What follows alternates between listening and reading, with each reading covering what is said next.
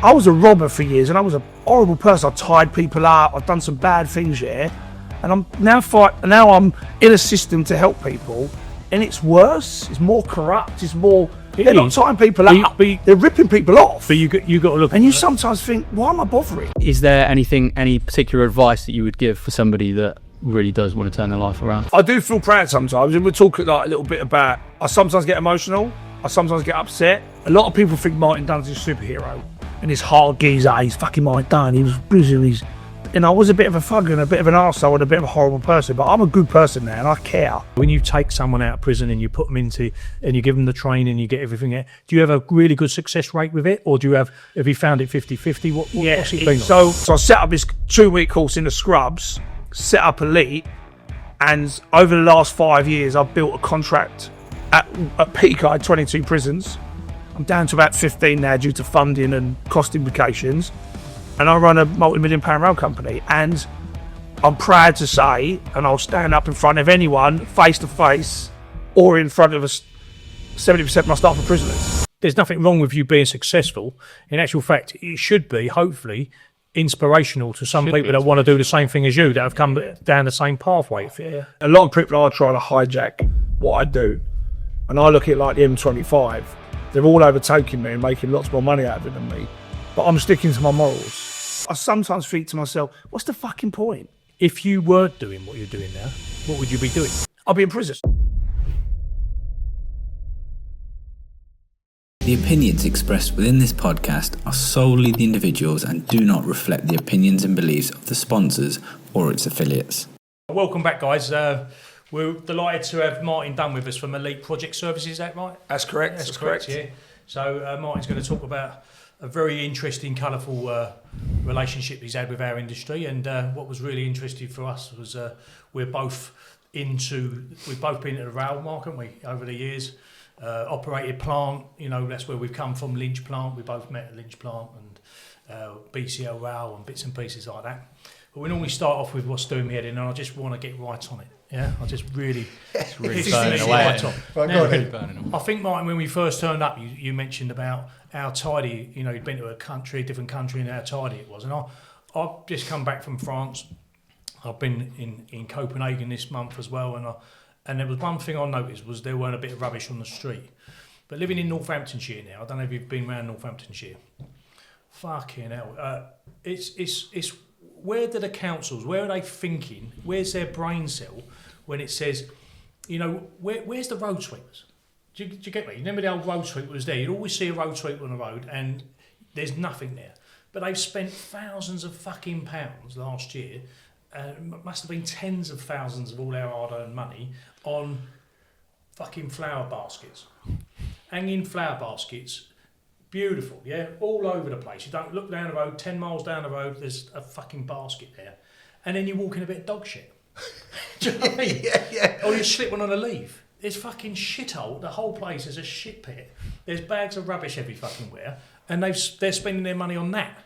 And then you think, okay, well maybe that was a fad or something. And then come Christmas, they took all the baskets down and they bought these little Christmas trees with the fucking little lights around them. And they replaced them for them. And, great, looking at them again, and I treaded another bit of dog shit. It's like, what the fuck's going on? I'm really fucking got it up. So if Northampton Council are listening, put the person up who actually fucking come up with that idea and the person who signed it off. I mean, we all like a little bit of colour, don't we? And a bit, but do the basics right. Get the fucking place clean, And then you can decorate step it. over another crackhead in the fucking middle of Northampton town, and no support for the guy either. Just leave him there. Do you know what I mean? Don't, there's nothing going on, and he's cut. I suppose the only warmth and fucking help he's getting is the amount of leaves that he can put over him fucking self, because what I mean? That's all you can do with it, or the old plastic bag. Yeah, sorry, that's me. Is that you? Is it? Yes, That's really got his gut. What's been doing your head in, boys? Do you want me to go? Right, I want you guys to give me an answer on this as well. And you've just got back from somewhere abroad. Sure. What is it, right? I don't get that. See, I think really logically about things, right? How is it when you're getting on a plane, right? There's no logical order. So what happens is, I'll be seat 30, for example, and you're seat 18, right? So we're all going on, And you're going fucking nowhere. Do you know why? Because you're putting your bag in the thing, and I can't fucking get past you to seat 30. I pay prior, you know. I paid. But it's even that shit. Even if you pay for that, you don't get that. You don't get it, even because then you've got a load of. Why don't they take either the back of the plane or the front of the plane and go row 50, and then the fuckers can get on row 49, row 48. They used to do it that way. Right, well, how is it then we get off the plane like that? So why can't we get on the plane like that? Well, they used to do that, but now it's to do with. They reckon it's to do with the turnaround, isn't it? Like that's why Ryanair got their own stairs, isn't they, at the front? It's about the turnaround. They got to get round and back out. Yeah, but surely it makes sense to load backwards, forwards then. Because if I'm in the aisle putting my bag in, and the whole rest of the plane just go, come on, man. On some flights, you do. If you're going long haul, you normally get row 1 to 10. They expect to go first, and they might go row 27 to 35. Go to the back of the plane, and they do sort of spread it. But the local plane is like, for me, it's pretty simple. EasyJet, Ryanair, cost. It's just all about cost. Yeah, they don't care. And you're going back to your rubbish situation because we're all encouraged now. That's life. Everyone's just expected. So if you want to go Ryanair, that's what you get. It's not going to change, and you can moan all you want, and it won't change. And we encourage it because we accept it. You go to France in some countries, they don't have it. They've protest, but here, if you protest, you then get in trouble, or you get, or arrested if you do get arrested, or you get labelled. Obviously, Charlie, you were living around here and that you wouldn't know about that. The private plane and that in Luton, you don't have to worry about queuing up. Yeah. He's got a path. He's got. They call it path false one. That'd be nice. You're stressed already, and you haven't even got on the plane and not. Well, what it is, I don't understand, and you've hit the nail on the head both. It's cost, right? If it's cost, surely, if I go to row 50, fucking get on there, row 49, fucking 48, right? No one's holding anyone up, and there's no fucking queue snaking out the plane. The priority thing is the fucking thing that winds me up. So you get there, and they've got two queues, priority and normal. Yeah, you're in there, you think, I've done all right, got here early, I'm going to get... Because what you want with priority, especially on a Ryanair flight, is you want to be able to have a space to put your bag there. Because that's what priority is about, really. Not about getting on and off the plane. It's about making sure you've got space and your bag ain't at fucking row 30 and you're at row 2. And you get in there, they check you all off, and then you see this fucking bus pull up, and then you get on the bus, and all your priority people are on there, and then everyone else gets on the bus, and then they all run off the fucking bus, and you're all in the same position you were... And you paid an extra 30 quid. If you're priority, like you say, that's 100%. If you're priority and you're just queuing and going down the walkway, you get to the front of the queue. But if you're on a bus, and normally, I don't know, I'm just making up 50% of your flights are normally on the bus across. You've lost that priority. But I look at it in a way where I go sometimes low. I go travel with Spurs. I go abroad. I go to most European games. Me and my wife always have a little cheeky try and go Budapest, like we'll talk about maybe later. And my wife goes priority, and I just sit there. She goes, "Oh, I'm going to queue up." What are you queuing up for? I think priority is like, if you're going to go priority, go British Airways, or not go Ryanair, because you know what you're going to get. But people, I think, just go, "Well, I'm going to go priority Ryanair, and I look like I'm a bit better than these people next to me." Well, this is what happened to me, but you're still going to get, like you said, in the aisle, elbowed. Nudged, bags in your head. I just got back from Spain, right, and that is exactly what happened, right. I'm in this. Bearing in mind, right, all I can see is this mass of people. The gate's over here, and it's snaked around like that. It's done like a question mark, right, and I'm at the back, and I don't know why it's sort of gone into two, and I thought, all right, and it turns out. So by the way, the priority lane was as long as the fucking non-priority lane. Yeah. So and then I've realised we're on the left. As I've got closer, because the writing's that fucking small, and I can see it from the other lounge, can't I? Right, where I queued from. Well, by the time I get there, I think, it says priority that way, non-priority that way, and I said, what are we then? Oh, we're obviously non-priority. I thought, look, we'll get there. No, I wouldn't have it. So I've queued all that fucking way to say, oh, you're non-priority. No one had fucking priority. Both queues. I just sit and wait to the end. It's my seat's not going anywhere. It's the way of flying now, though, isn't it? You don't get that old image of the British Airways and things like that, do you? It was on the plane the other. I know it's only 2 hours on the plane, and this is the customer service you get. So I think like croissant, ham and cheese croissant arrives. Got any brown sauce? No. And walks on. That was it. No. You know what I mean? No, sorry, sir, we don't do sauce or whatever, or whatever. It's like, No. fucking hell, no. It weren't brown. I was only winding you up, Mark. Obviously, I would have asked for red. I would have asked for red. It would have fucking brown. No. Was it breakfast? Was it before 12 you was eating that? Yeah, it was called Brown. It can't be fucking brown. Anyway, yeah. Well, I went on Jet 2, right? And they did that. They called up like A to G or whatever it was. Like, so they actually did that. You're showing off now, aren't you? Yeah. Jet 2. Yeah. Hold on, this is on Path Force 1, isn't it? Yeah. Yeah. Yeah, Jet 2. Is don't do it. that Jet 2 the airline, or is that your Jet?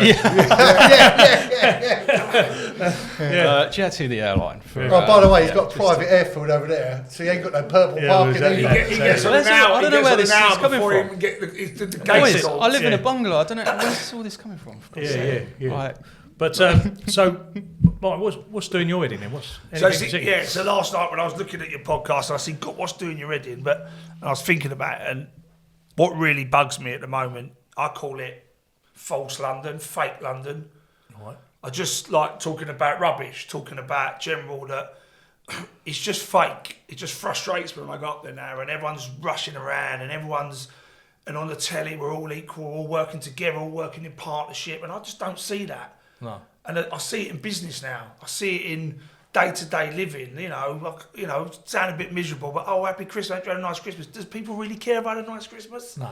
And it just bugs the life out of me because, you see the rubbish and the mentality of people and the greed and aggression and the self-care and I just find London I don't see anywhere else, but that's the capital of this city. When you said Northampton seems pretty the same. Yeah.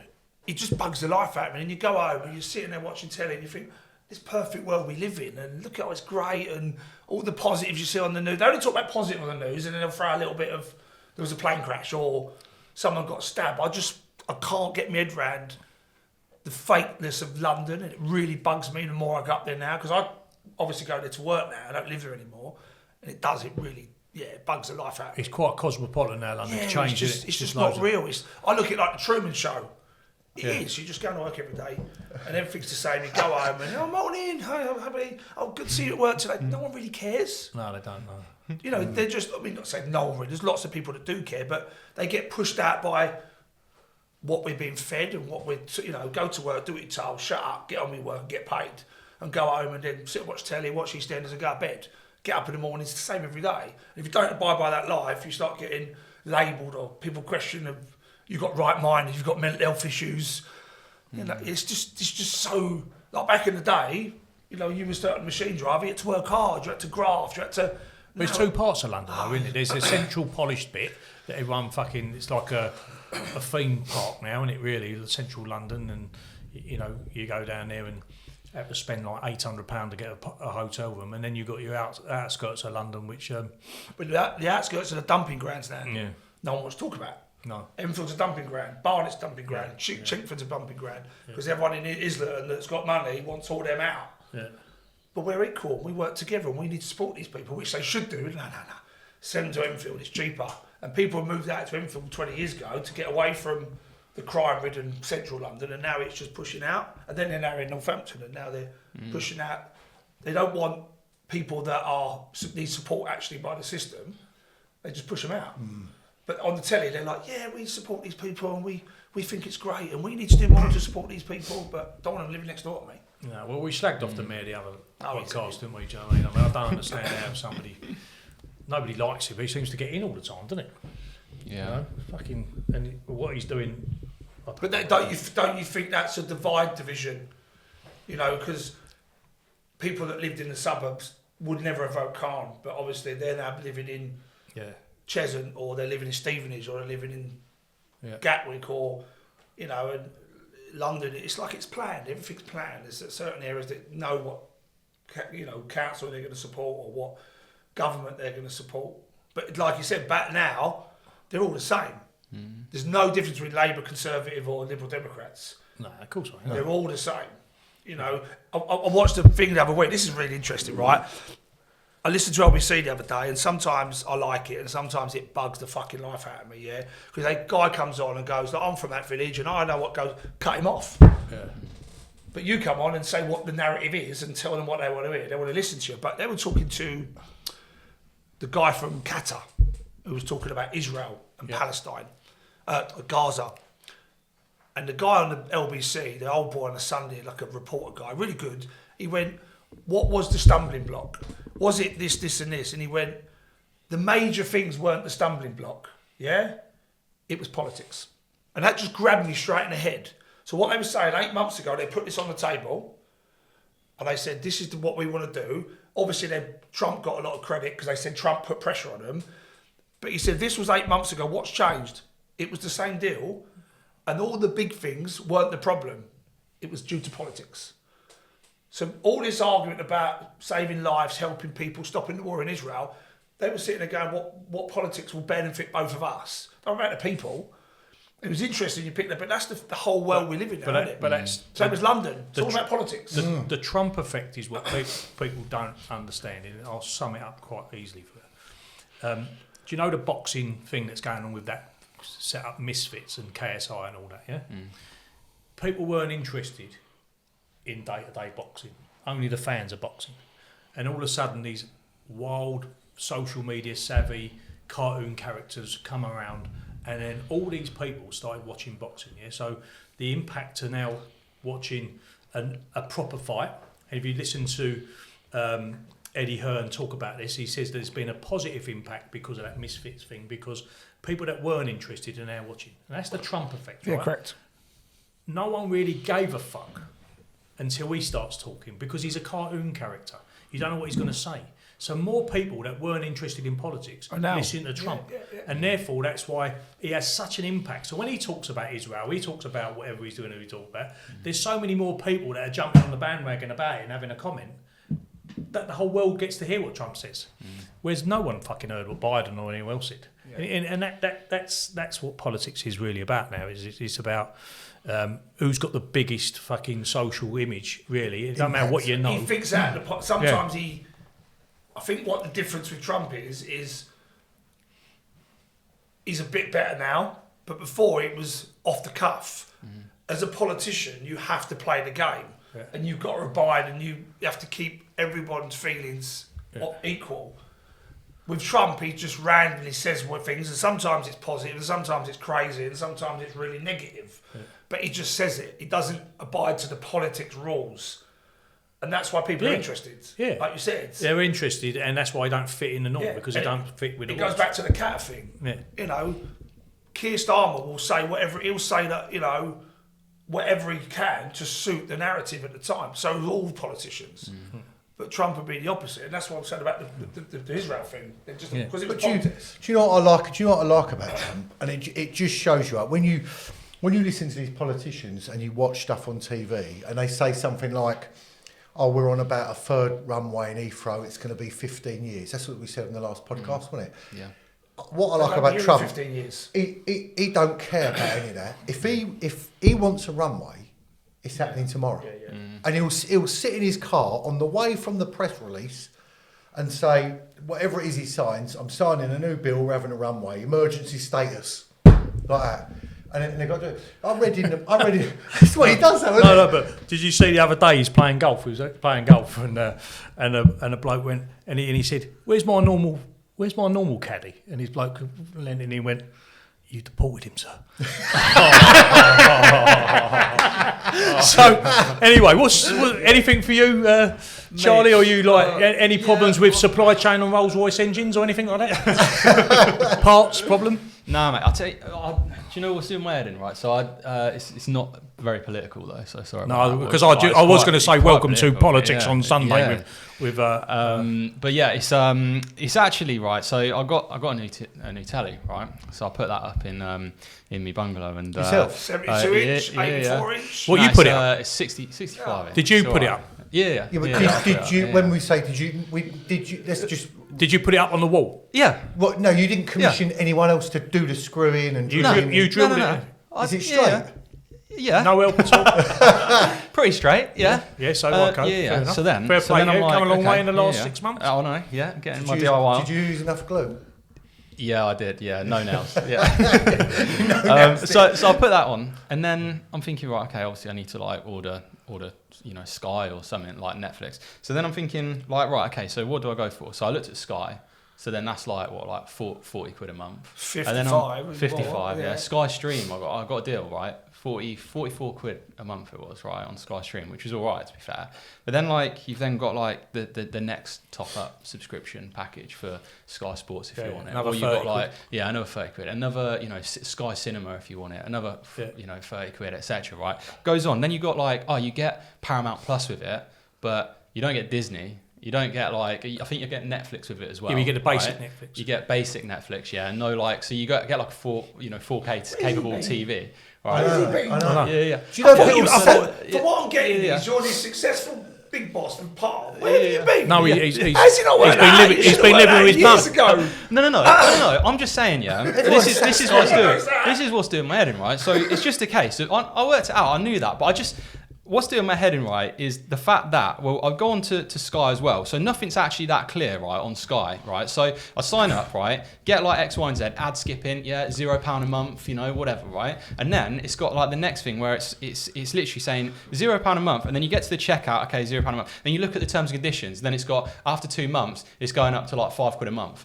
So like literally nothing is clear at all in that when you're on that Sky website. At all. Well, right? Ryanair got away with it and then- for years, haven't they? So, Back to Ryanair. Yeah, go back to Ryanair. And do you know what, actually, Joe Biden, getting back to politics, I think he did something, didn't he, where he basically said that you can't sort of do like those add-ons anymore. So he changed the law over in the States to say like, if you're booking a flight, you're booking for the flight, you're getting the seat, and like all the add-ons extras giving you like the total package. And I'm just thinking like, I mean, I know they're just trying to catch out all the time, but it does actually put me off from buying. I'm things amazed as you well. bought Sky. Yeah, Because why you don't get an Amazon stick? Yeah. Get a dodgy Yes. IPTV, your generation's a YouTube generation. I would have thought you'd be Yeah. watching, and you should be watching us on YouTube. Yeah, I innit? should be, yeah. Look, people So- sacked Sky in 2013. Yeah, That's when did he was they? born, wasn't Mate, it? I've not had Sky or anything for years. I haven't. I sacked it off. No, I really? ain't paying Did for you? that. Yeah.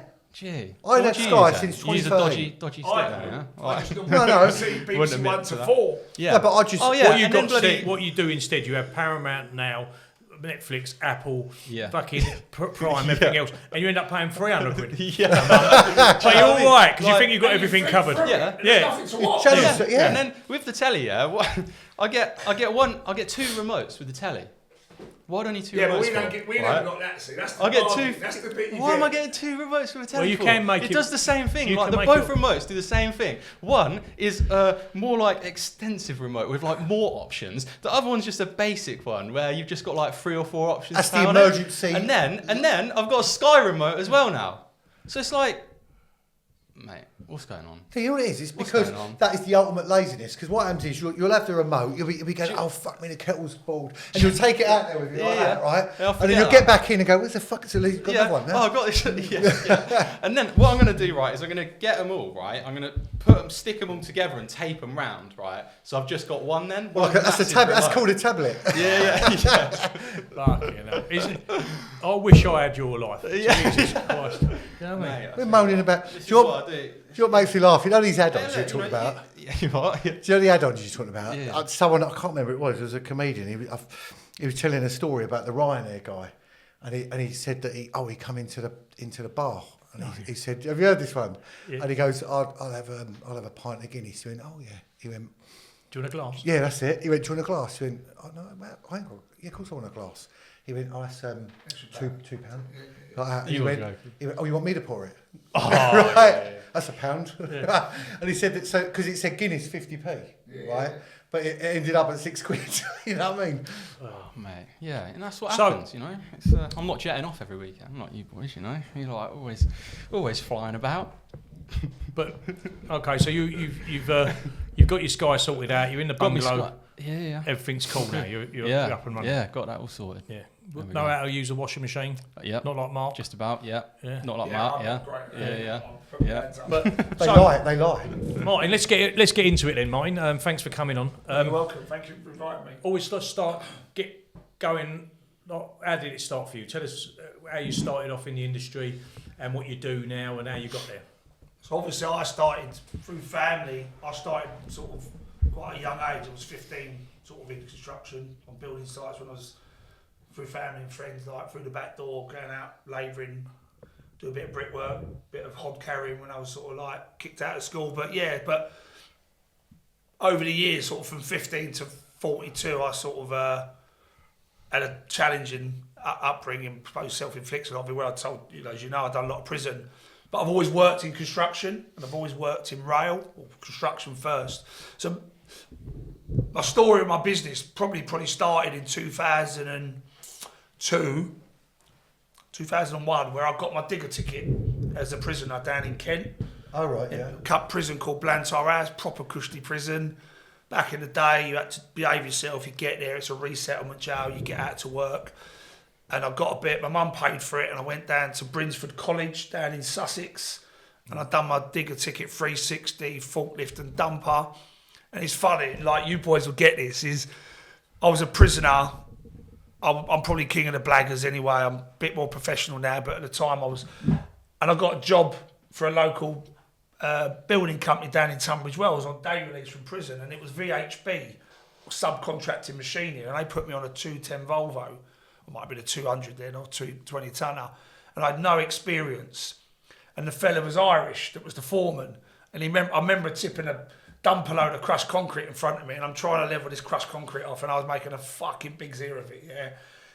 But because I could pull the English trick and the Irish trick, yeah, my mum and dad are Irish, but he was all right with me, and he gave me a break. Yeah. And he did, he gave me a break, and I was there for about 6 months, and got out of prison, had a bit of experience, and sort of thought, look, I'm out of prison now. That was about the 6th time in 2002. I started when I was 16 in 1990. We'll go back in a minute. Yeah, so I got on the construction, went building. I ended up a company called Marron Plant out of Edmonton. And like I said to you outside, I got in with a guy called John Murphy, which, interested to know, you're a really good friend of his. Yeah. You work for a company that have got a really close connection, and we didn't know each other. So that shows how good connections can be. Yeah, it's a small incestuous Yeah, it's a really kind of small industry. world. And John Murphy, I started on the podcast, was really supportive of me over the years, and I do look at myself a little bit. I'm not as rich as him, but maybe one day. But yeah, staff a week. They're not old school screws like we used to call them. The prisoners protected, and I respect them that every prisoner should have a right and a protection, but there's protection of talking to a staff like a piece of shit and assaulting them and getting away with it.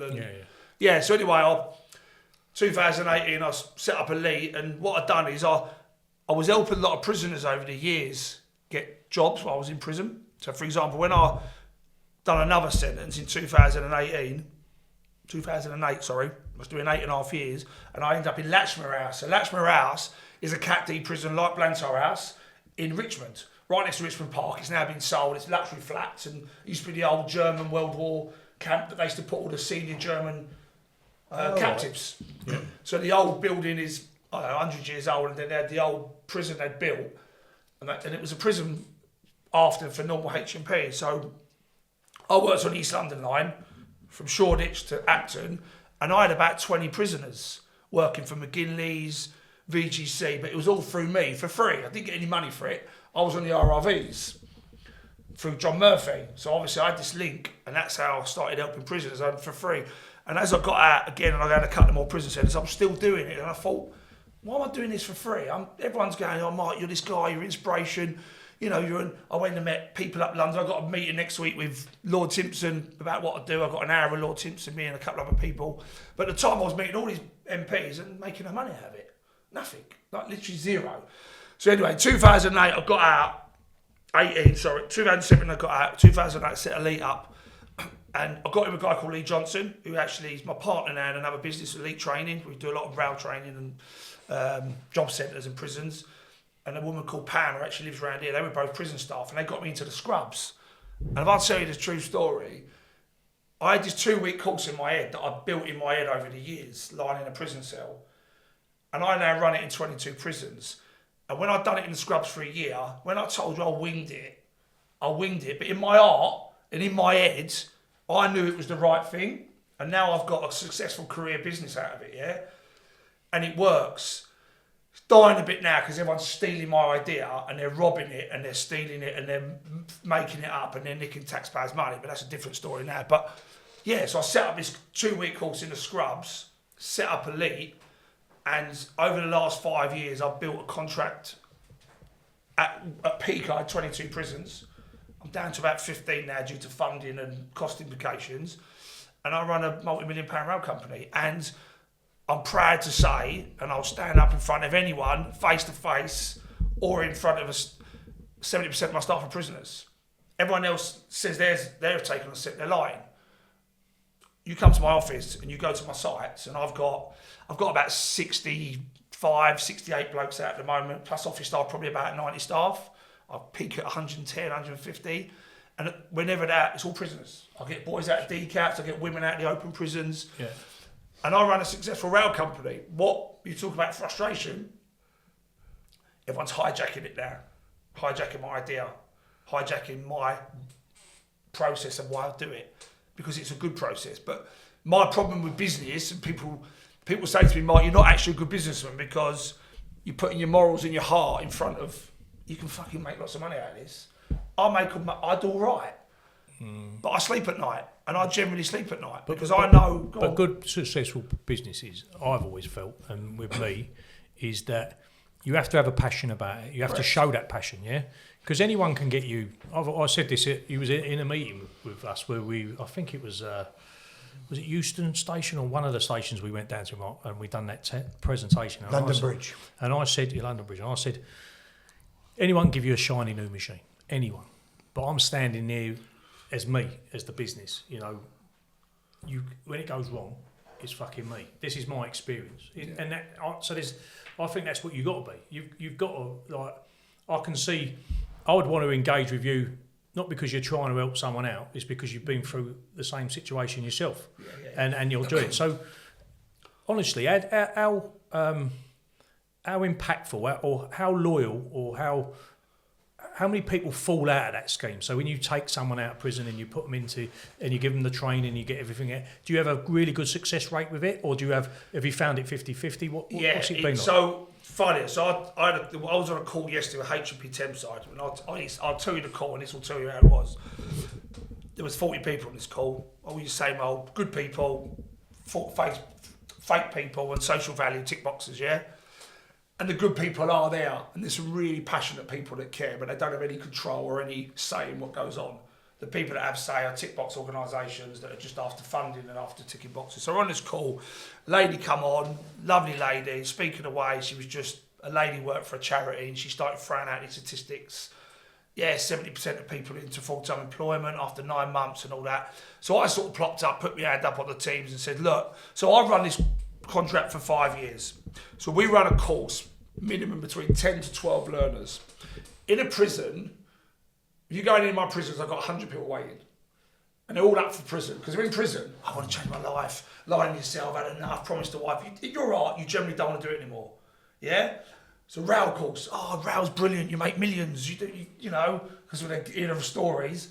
So they come and do my rail course. So I always get a full course, maybe 10. You might have a couple of drop-offs, but normally 10 to 12 people. The prison go, this is amazing. Since COVID, we can't fill courses. No one wants to sit on a maths course. No one wants to sit on an English course. No one wants to sit on a boring old prison course that they put on rail. So we fill the course. So the prison go, this is amazing.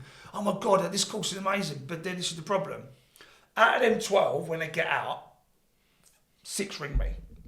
And that's a high percentage, I would say. Yeah. And out of that 6, you'll be lucky to have 3 suitable. Yeah.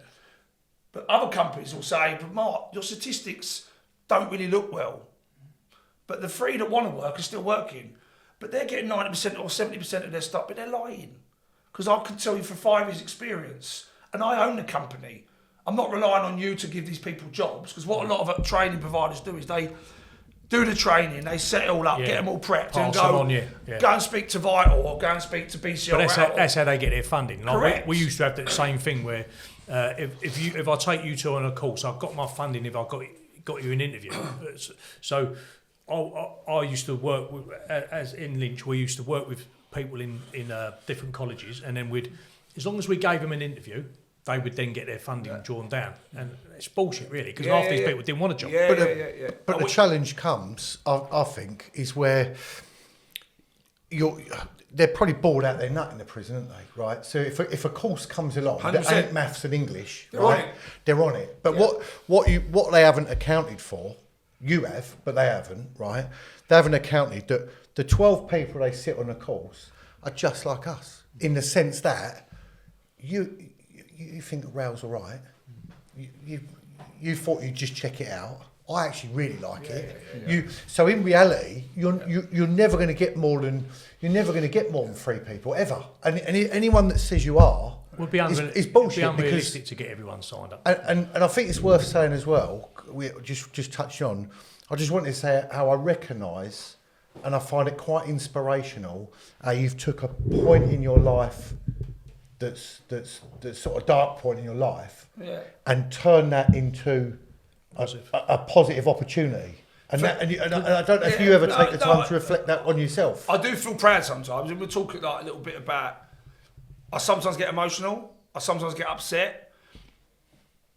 A lot of people think Martin Dunne's a superhero, and this hard geezer. He's fucking Martin Dunne. He was bruising. And I was a bit of a thug and a bit of an arsehole and a bit of a horrible person, but I'm a good person now, and I care. But sometimes I sometimes think to myself, what's the fucking point? Why am I caring for anyone or these people? But I keep going, and sometimes, I say this to my wife sometimes, and you might think, but sometimes I just want to drive into a tree, because everyone's on me, and everyone's trying, and I'm trying to help people, I'm trying to help prisoners, and then I'm trying to change things and help people in life, and then I look and think, now I'm in a system to help people, and it's worse. It's more corrupt. It's more. They're not tying people up. They're ripping people off. But you got to look. And you sometimes think, why am I bothering? But you got to look. Because you're fighting a battle that I don't think I can win. I generally don't think you're going to win it. You're not going to win it, but you got to look at it on the positive side in a way that if you weren't doing what you're doing now, what would you be doing? I'd be in prison. So that's the positive. The second thing is, with respect, out of the 4 of us around the table, who's more qualified to do what you're doing at the moment? Correct, yeah. So there's a life lesson, isn't there, that you have to sometimes just use. So there's the positive there. But one of the things I wanted to ask you, probably a bit of a personal thing, because we've dealt with youth like on this conversation. We're very much advocates for the apprenticeship schemes and how they work and how difficult it is for people to get a chance. Even so, in our plant game, it's red card, blue card, and you get a red card and no one wants to fucking employ you, and you've gone through all that time, and then you lose people out of the industry. So what would have stopped you, or people that you know, what support did you not get and should have got to make you go down the wrong road? So there's two. In my when you was younger. Yeah, people ask this question all the time, and it's a very difficult question to ask. Now, I come from a good family background. My mum and dad had pubs. My mum, she'd probably disagree with this, don't show her this, but she's done pretty all right out of it. I had a good family support, good strong backgrounds. But I just went down, but I've always been a leader. I never followed anyone. And my crime was financial. It wasn't poor upbringing, it wasn't drugs, it wasn't abuse, a lot of this happens. I was just greedy. But I still went to work, and I still had a work ethic. And my mum would tell you, I've always had a good work ethic. I'm very clean. I try and keep fit. But on what you're saying, there's lots of people, we're a minority in the prison system. I never really needed support because I had my mum, and she could always get me a job on a building site. I drove skips, I drove lorries, I drove grabs, got machines through my mum and dad's. But the people you're talking about is probably 70% of the prison system and I just think some of them just need a bit of love. Yeah. They just need a bit of guidance. And what guidance is reality, being straight up with them. Yeah. Not give you a CV, soft skills, and don't answer the phone after 4:30, and then I go on leave for 2 weeks. And that's where we live in. Because what happens is people come out of prison, and it's pretty shocking how it hasn't changed. There's nothing really for you. No. There's nothing.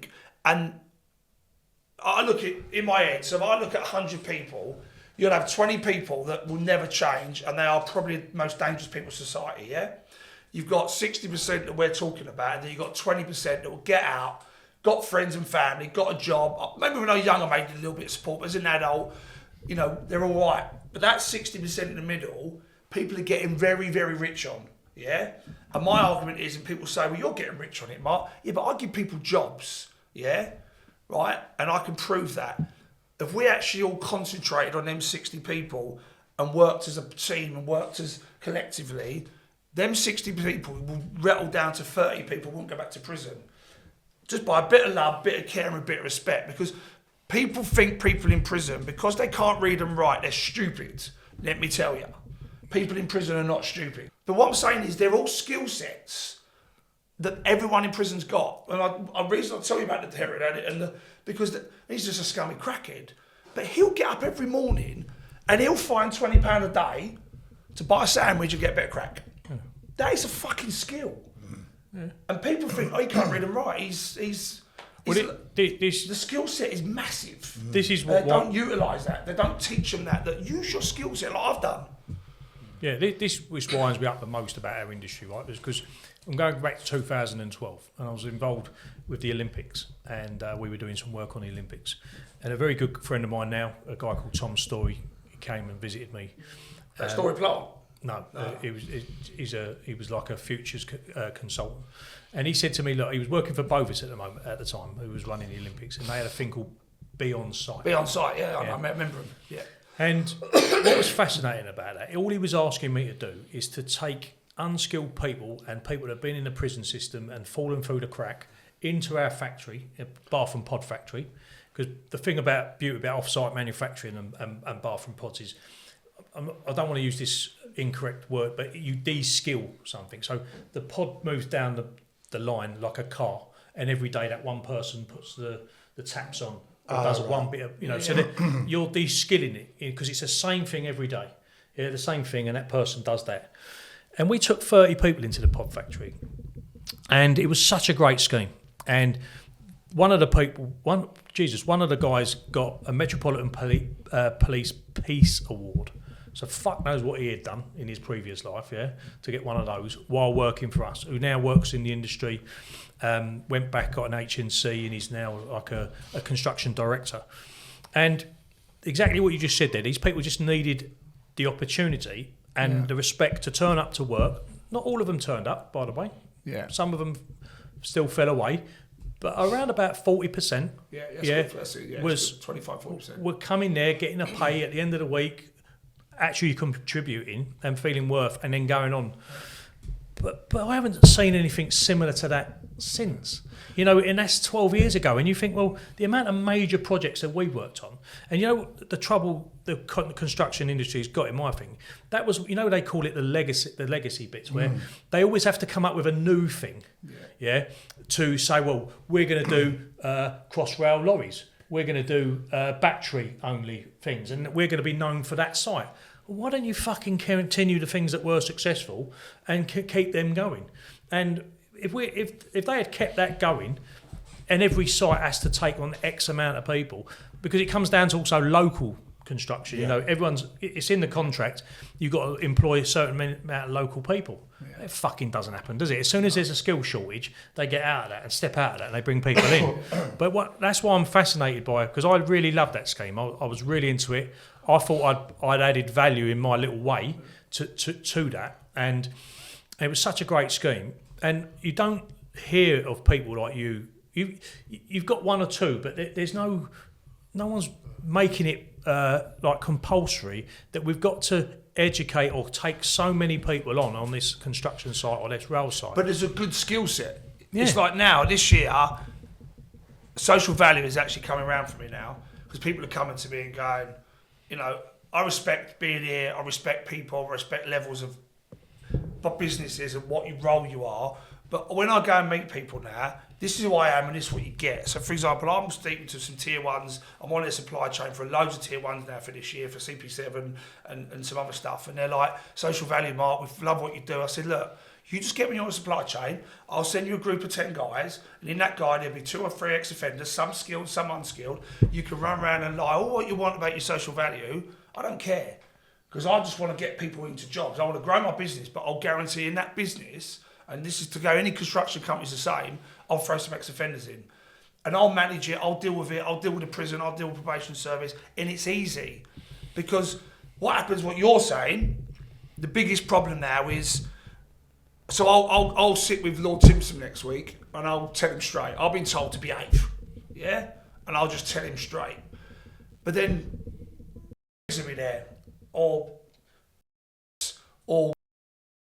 and they've got this great program in place where they take on ex-offenders, but they're like 5,000 people employed, and they're taking on 2 ex-offenders. And they're sticking their picture on the wall, and look at what they're doing. We're supporting ex-offenders. Really, it's their bricklayers that we want to get them working for, and their lorry drivers and their carpenters, and most of them have probably been in prison anyway, or their mates in prison, or they're doing things Saturday night in the toilet they shouldn't be doing. That's the real world. But because them builders don't want the hassle, they're waiting for Gallagher to try to act on it. I'm not might not say, but I know some of the big companies that work in prisons, and they come to me and say, yeah, but they need a CV. You don't fucking need a CV to drive a digger. Yeah. So I say to people, like, there's a digger course going in one prison. They made an academy, City and Guilds, up in High Point in Norfolk, Suffolk. This big old thing about, they're going to be digger drivers. Mate, you need to wise these guys up. Look, get your digger ticket, get your dumper ticket, go to site, offer to labour. Yeah. You're happy to labour, and when you get a break and there's a little bit of an area where there's no safety issues, they'll chuck you on a machine load in the dumper. Because you are not going to get a job as a digger driver unless you are really, really clued up and blagging for, and you can sweeten the foreman up. But that's not educated into people. And they're using these big organisations, and the government buy into it. And that's why we see, like you say, Be On Site was good, but now people are just getting wasted away. Yeah. And construction companies are struggling to fill gaps. Prison guys are not going to fill your gap massively, but it can fill some of it. So my aim this year is there's Spring Hill in Aylesbury, open prison. There's HMB Stamford Hill, open prison in Kent, and there's Ford. I'm going next week to speak to 60 prisoners. You're more than welcome to come to any of my prisons. My aim is to go and get 20 prisoners out of each one of them, so 60 prisoners on Rottle day release. I know I've got 60 people that will turn up every shift. Yeah. And then I'll get them a certain skill set, and then they go, yeah, but I want to do that DOS job over there. Mate, I won't get you out next week. And then the idea is that when they've done their 12 months, or they're nearly getting out after 12 months by working hard on a certain skill set, I'll upskill them to another skill set. And when they get out, they go, you know what? He's been loyal to me. I'll come out to a good job. But what happens now is training providers, prison and community, construction, digger divers, dumper, PTS, they just want to train them up. And then you're getting red cards with poor training, poor advice, think they're digger drivers, want £25 an hour, and they can't even load a lorry. So I've come out of prison. You've gone through your bit of a scheme. You know, what does your company offer as? You must have to offer other types of support for that people. Yeah. So again, a bit old fashioned, and that's sometimes my downfall. That people, well, you don't do this. Guy comes out of prison, and he's got 6 or 7 organisations supporting him. Then they come to me, they've done my course in prison. So just so I can start, we do a 2-week course, or 3 or 4, but I do my 2-week course, which is based in the classroom. We do week 1, we give them first aid manual and fire safety, and we used to give them a USR card. So at the end of the week, they got 3-day first aid, quail safe accredited, manual handling, fire safety, and USR. Then week 2, we do rail awareness. So I actually give them the PTS class, but not accredited, because you can't do it in prison. We are looking at that now, because I'm a PTS NSAR provider now. And when they walk out the door, and this is the most important thing, in my pocket, I have the money for you to come to my office and I'll pay for your PTS card. No bullshit, no CV, no sign up to a new charity. Because that's what prison happens. In prison, you work for this charity or you're supported by this charity. And when you get out, they don't work through the gate. You have to sign up for another charity. But to get their funding, you've got to go through the same rigmarole you've done here. What? I'm saying, I've got the money, come and see me. So you're now a member of the public, but it's free. And I'll give you a 2-day PTS course.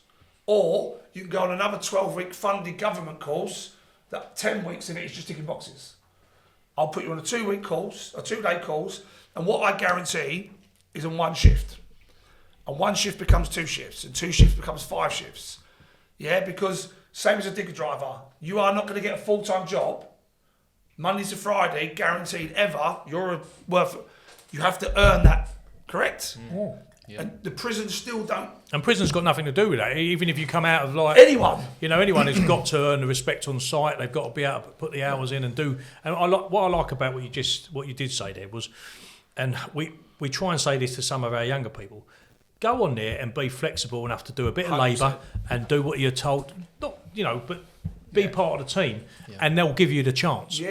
And I feel sometimes when the trouble we've got is we get everyone a red card and they think they're an operator, and we spoke about this, and they go, I want to drive that. Or the worst thing, why we changed the apprenticeship scheme in the UK was because you'd get 7 tickets, dumper, roller, you get telehandler, and then as soon as you put on an excavator, they were like, well, I don't want to drive that fucking dumper. It's pissing down with rain. But you've got to drive the dumper to get the experience of site and then get the opportunity to go onto the excavator, haven't you? Yeah. Do you not think, I don't know what your thoughts are on, so I look at, I get funded, I'm a funding organisation, but I try and shorten it. And in my head, I try and treat a prisoner like a member of the public. So if you was going to get a PTS card or a digger ticket tomorrow or a dumper ticket, you'd have to go and pay 10 days, 1,500 quid to be a dumper driver, or 600 quid, whatever it is, 5-day course, yeah? And you have to pay it out of your own pocket, and then you turn up on site and, like you said, you take the risk or you do the labour issue. What's happening now at the moment is everything's funded.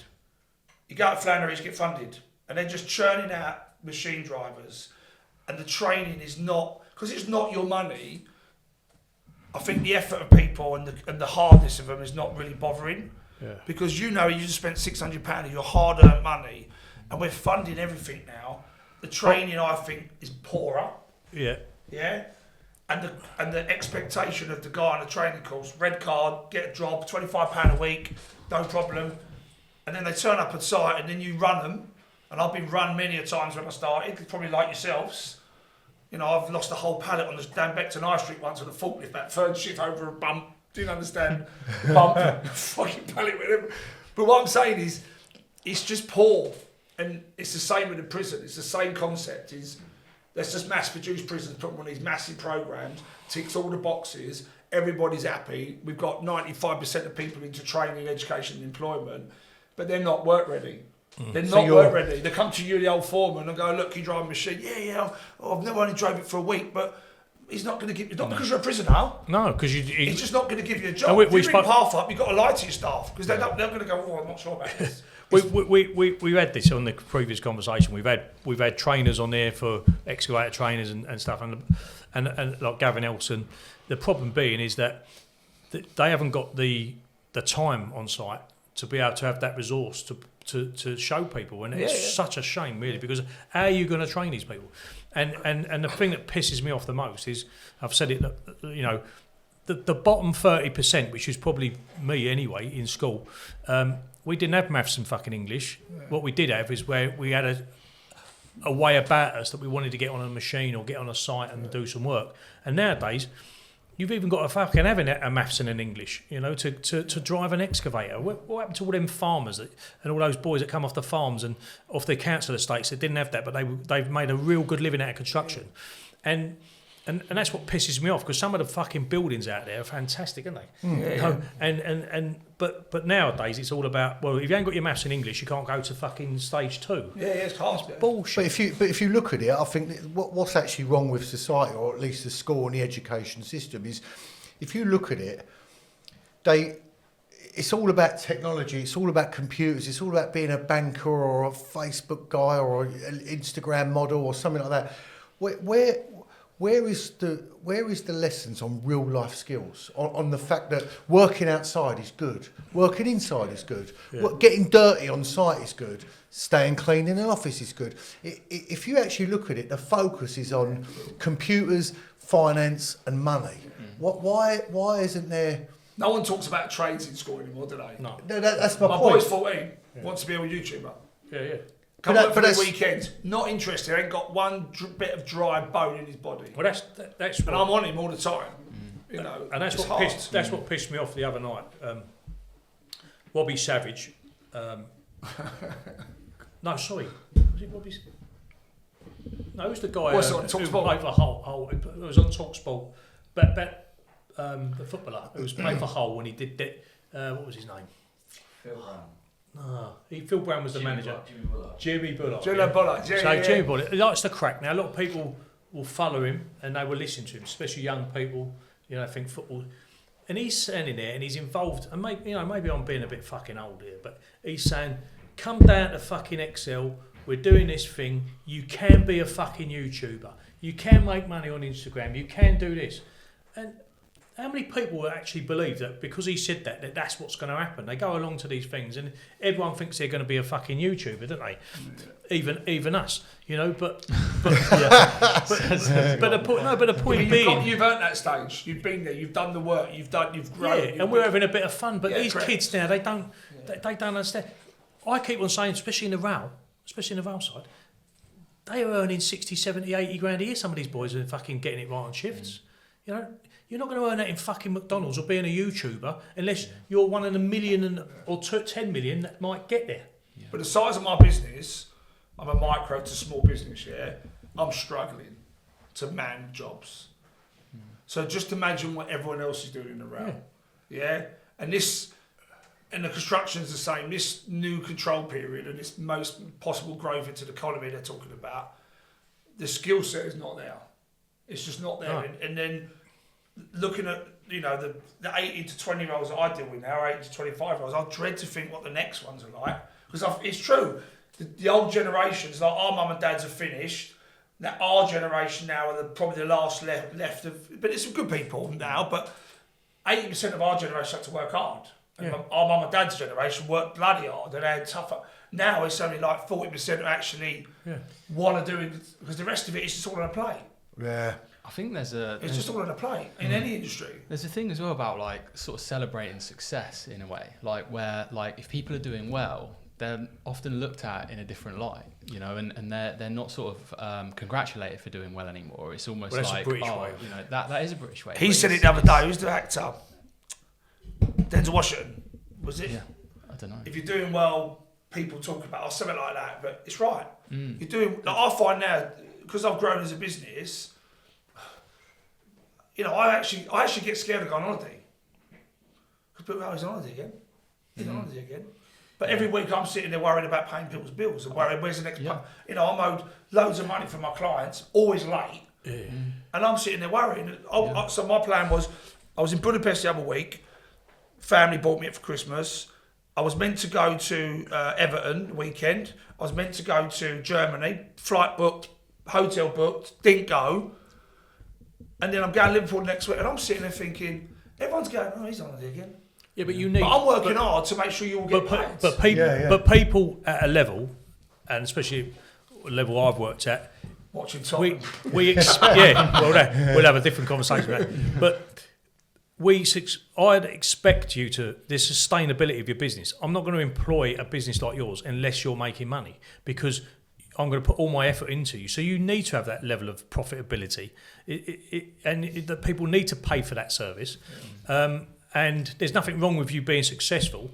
In actual fact, it should be, hopefully, inspirational to some people that want to do the same thing as you, that have come down the same pathway. So I don't think ever worry about what fucking people. There's always going to be somebody that trips you up or tries to trip you up, and they're all jealous because they never thought about it, or they can't stand up and talk about the experiences that you've had. A lot of people are trying to hijack what I do, and I look at it like the M25. They're all overtaking me and making lots more money out of it than me, but I'm sticking to my morals. And this year is going to be a good year for me, because slowly now people are coming around. Because I'll be honest with you, and this is for anyone listening to this, 70% of people that talk about social value talk bullshit. Big construction companies full of bullshit. I've met loads of them. Big round companies full of bullshit. You're an inspiration. We want to work with you. They don't even fucking touch me because you take on criminals. There's more. I don't believe the criminals. There's a society that we've been bred. When you morally steal money and you morally commit moral bad things and you're, dodgy and corrupt, it's acceptable because that's what's been planned in life. What they made up is if you burgle someone's house and you rob someone, which is completely wrong, you are a criminal when you go to prison. So because I take on that type of people, but deal with these people are going, yeah, you're great, but I'd love to take one, but they don't. So any construction companies on here that talk about social value, you need to sometimes look at yourself. Some of them are really good, but 75% of them that I experience just full of shit. How do you change their view on that? So in terms of if there's somebody that's looking at taking, you know, X amount of ex-offenders on, ex-prisoners on, and they're, I don't know, that will obviously, they potentially could have like a, you know, a preconception in terms of like, you know, what that, you know, taking on that person and whether that's a, you know, a good idea or whatever. They might genuinely think that. They might think, you know, oh look, an ex-offender, you know, don't want to touch him. How do you change their mind on that? You know, what would you say to them? So what would you think would be what would you say would be the peak? What is the hierarchy of crime? What would you say the crime is the hierarchy of crime in this country? Or any country? Sorry, what in terms of like the most? What is the most serious crime you commit in any country?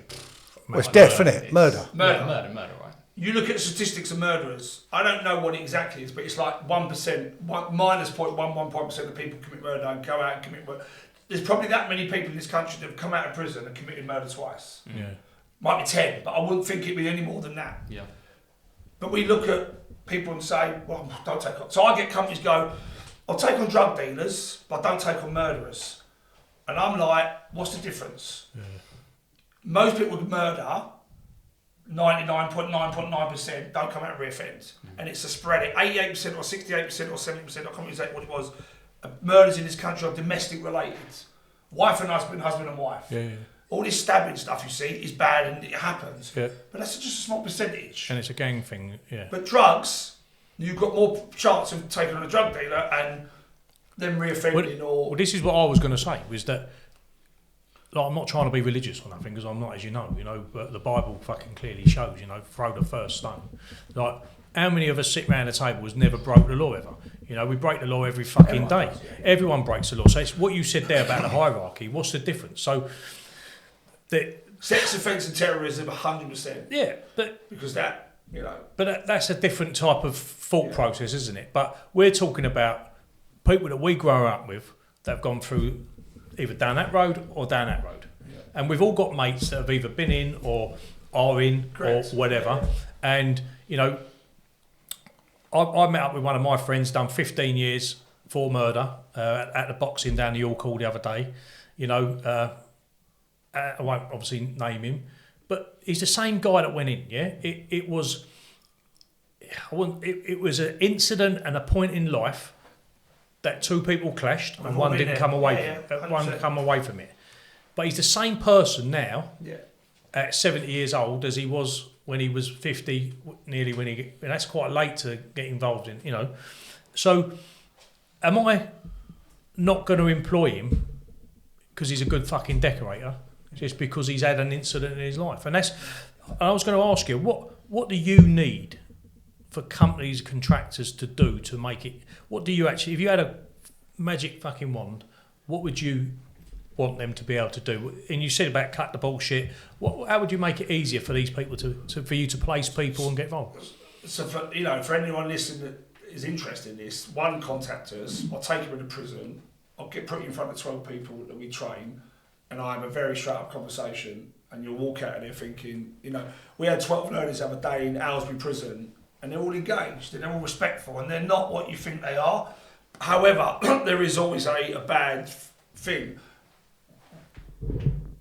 What is conception? Like people are when construction companies, when you go and speak to some people, like the big construction companies, they go and speak to charities, and the charity goes, "Well, manage your risk." And I sit there and go, "What risk are we talking about?" You know, we'll work with them and we'll support them, we'll manage their risk. You said it twice, then they say it again, and companies go, "Fucking hell, they said risk 9 times there." What is the risk? You've been to prison, you've been released, the prison have deemed you safe, or you've done your sentence, you're in the community. Yeah, there's always, but they throw this word risk out, and that's what frightens companies. And I'm saying, come and meet me, come and meet some of my staff. So we had about 8-9 people for the job centre. We took them down London Underground every week. The other week I went down to Maidstone West, took a line block, took 3 DWP track down the track to introduce them to my staff on the TVP to show them that these guys are good as gold and they're respectful. what people do is they read the press, don't they? And then a guy walks out of prison and he stabs someone. That happens. That's a small percentage of people, you know. So I would say, contact me, come and see me. I can go in any prison I want that I'm under contract. I'll bring you in my staff. People love it. They come in and they walk out with a different perception. Yeah. I think the answer is then ultimately that people in companies don't understand what they're getting into, do they? What I mean is, someone's going risk. That's not what it is. If you're interested in talking to you and taking on your staff, before no decision needs to be made. What they're better off doing is coming and seeing you, going to a prison, seeing what it's all about, checking out what kind of guys there are and that, and what girls and that, and then chatting to you about possible roles and all that kind of thing, and then make a decision at a later date. But don't evaluate the risk when you don't know the risk. So if you get mace, so mate, I'm just making it up. So mate, let's say Taylor Woodrow mace, whatever. Taylor Woodrow are really good. Put that there, yeah. Do lots for me. If you get Mace Construction and their social value, and they have 6 social value managers, half of them a waste of time. I'm not saying Mace, but I'm just making an example as a company. So please accept, listen to what I'm saying to them. Mace will have all these social value managers, and part of their contracts is they have to do this, this, and this. And they go, well, we only take on burglars because we don't take on artists, we won't take on lifers, but we're only taking a certain type of crime, and we're going to take one person. And then John the Builder comes in, and half his digger drivers are all fucking ex-offenders. His one's just got out of prison. One might be from prison on day release through a subcontractor building that job. Or you own Path, and I'm not saying you put this out there, but I personally think when you ring up an employer and they go, right, send you an application, you got 12 pages, page 1 name and address, page 2 bank details, page 3 health and safety, page 4 whatever, and at page 7 it says, do you have any criminal convictions? And I encourage my prison guys to tick yes. And when Samantha's getting pressure from Flannery's, I want 4 machine drivers, she looks on page 2, CPCS, lives in Northampton, ring him. What's his experience? Yeah, he's worked on this job, done on the M4, worked on the M1. You're going to send him. And then he turns up, fucking machine driver's the bollocks. I want to keep him. You've not even looked at page 7. You'll say online you will, but they don't. It's different when you're working in a school, or you're working, there's a little bit, obviously, MOD or things like that. But so like, oh, we can't manage that risk and we got to be kept. But the risk's on your side. You're surrounded by it. And he's the best machine driver. And they don't get that. So I'm trying to say to him, it's all around you anyway. What you're saying is then it's prejudgmented, isn't it? Yeah, correct. Yeah. And they don't want it because the word's risk thrown at them all the time because what you find is Mace probably wouldn't work with companies like me. The tier ones don't really work with me because I'm too open and too upfront and too forward thinking. Well, I am forward thinking, but I say what I want to say.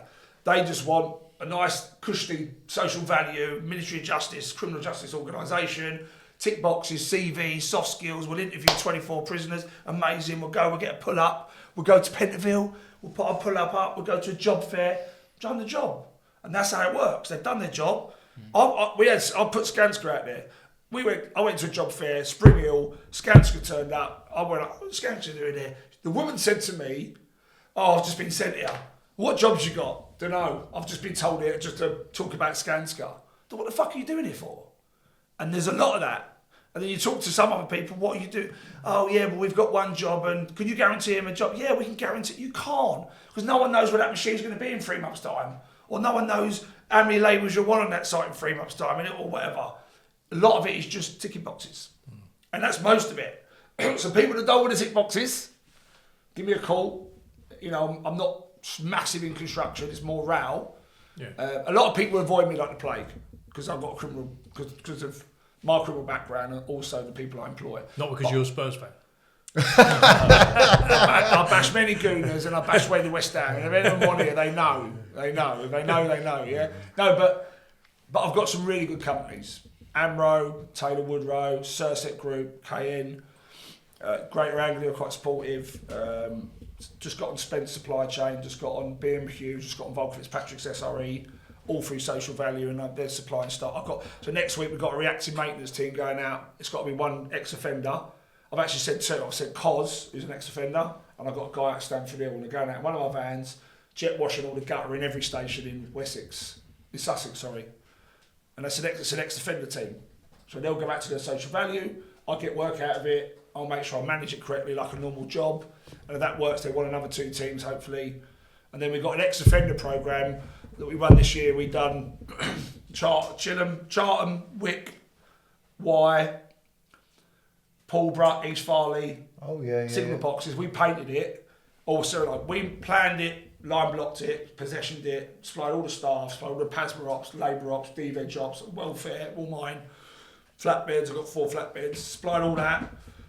So I set the principal contractor, and out of that group we had to supply all ex-offenders, or most ex-offenders, and there was. And then the local builder come painted the signal boxes, and there's now a £2.8 million contract, and Spence have got that, and hopefully I'm in contact with them, and I'm supplying good staff, and I'm running a rail company, but it's all about ex-offenders. Yeah, I love that. So I think it's great to put it together like you have. In fact, it's an amazing thing because you've took something that, you know, society in a way don't know what to do with them when they come out of prison. You've got a solution, and not just a solution. It's not an idea. It's not a tick box. Yeah. You've actually got a job. Yeah, I love it. You know what I mean? I generally love it, and I love helping people. But as I said earlier, it does get me down sometimes. I do sometimes wake up some days and go, "This is hard work." Well, Martin, that you know, being in business, running companies and that for 35 years now, it don't get easy. No, it don't. There's always that bit that people don't realise. The dream's always a good bit. The actual delivering it is the great bit. But the bit that goes around you and the stress around it, and you just got to find the right people that can support you on that. So before we wrap up, I just wanted to ask one thing. What's next for you, and what's next for Elite? Yeah, I'm really pushing for growth this year. Obviously, we're trying to get into some price work. We've got a lot of social value stuff coming our way. So, yeah, I'm looking for growth. I'm trying to be fair myself, pull away. My biggest downfall is I'm still sorting the tyre out. Yeah. Sorting out the van. Obviously, I've got staff. I'm not sorting, but yeah, I want to push more into going into prisons and doing more motivational talks and come away. But yeah, I mean, maybe in a couple of years just sell and just park up. But I do enjoy it. It's hard, yeah. But I'm looking for growth this year. We get a lot of feedback now on supply chains this year just because of social value. So the last couple of years we've done a lot of it, but it's now really came in. CP7, there's a massive drive to use people from prison, or especially women. It's something that if you're interested today, on the middle of Feb, we got a rail tracker, the first in the country in a women's prison in Sussex. So all the SRE will be coming, all the Kent and Sussex framework suppliers will come in. So if you want to come down it, more than welcome. And we're running a rail track course in there for the women, and it's different. It's great. I love that. Going in, just quickly before we finish, I go into prison once a week, once every couple of weeks, but normally once a week, and I talk to hundreds of prisoners, and I walk out and I really love it. But when you go into a women's prison, it's amazing. It's not amazing in a wrong word, but it's inspiring, because I look at men are men, can grow up have balls, you got caught. When you talk to some of these women, some of their stories, it's all men related. Some self-inflicted, but lots of women in prison are in for murder. And when you go to Send and you talk to the women and you see the joy in their face and the happiness and they just get on with it. And then you go to a men's prison, it's just like drugs and violence and aggression, and it's an eye opener. And I go out of there, and my wife would tell you, I get upset. I ring her up, I say, I fucking feel really upset. I just spoke to these 2 women, and one's doing 20 years and one's doing 16, and they're like just jolly, just working in the polytunnels and just getting on with their life. And yeah, it's just amazing. Look, it's like I think construction. We always complain about we haven't got enough avenues to get people into construction and then keep them in.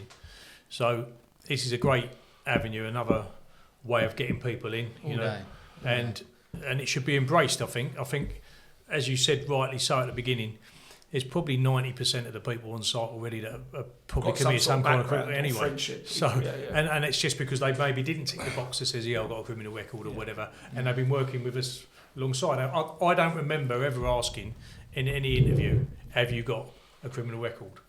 I don't remember doing it because I suppose it don't really. I've worked in senior management. I worked for Crossrail West, operations manager for Vinci. obviously because I was up front of what I do and I was getting people in anyway through the back door, not through the back door, but before I set up the actual project to get paid for, and no one's ever once asked me for any criminal justice background or check or, but yeah. So I think as well, man.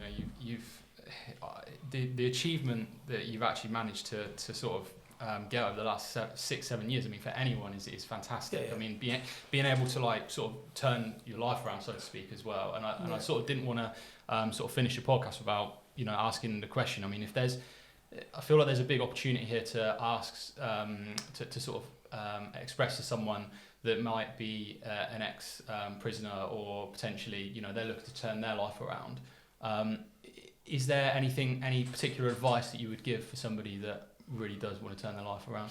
Yeah, if someone gives you an opportunity, like me, or there's other people like me, take it, but also respect it and don't get sidetracked. And I say that in a way where in prison's a world that you have to survive in, yeah? And when you come out, you come on a building site and it's the same world, yeah? And in prison you learn to overcome, but what they do is they use that, sometimes they get mixed up with the wrong people, the lazy one, the dosser, the one that slips off early. And I find a lot of that, sometimes the guys don't grab what they've got. The ones that do are the cleverer ones, and a lot of them are still working. But it's the ones that are probably not as... So I would just say grab that opportunity and always respect what you get and what you've been offered, because people put their neck out. Like I put my neck out. Remember, I'm running a rail business and I'm taking on ex-offenders, and there's people out there trying to shut me down. Fact. I know who they are, and I know other ones that are... why are you giving them the criminals? Why are you taking all these criminals on? Why are you giving them the contracts? So I've always got to fight that battle. So I'm trying to tell my prison guys, lads, it's double the hard work employing you guys. So just show respect. And I've got lots of them that give me respect, but some of them don't. But you get that in normal world. But all I'd say is if you get an opportunity, take it, grab it, but respect what you got and always be honest and upfront with your employer or the person that's giving it to you. Yeah. I love that. Yeah. Brilliant. Well, look, thanks very much. No worries. Great to meet you. Yeah. Great to meet you. And Do you want to good talk about luck in the Spurs for a future. bit? Quickly, 30 seconds. We are shit. What I do, The opinions expressed within this podcast are solely the individuals and do not reflect the opinions and beliefs of the sponsors or its affiliates.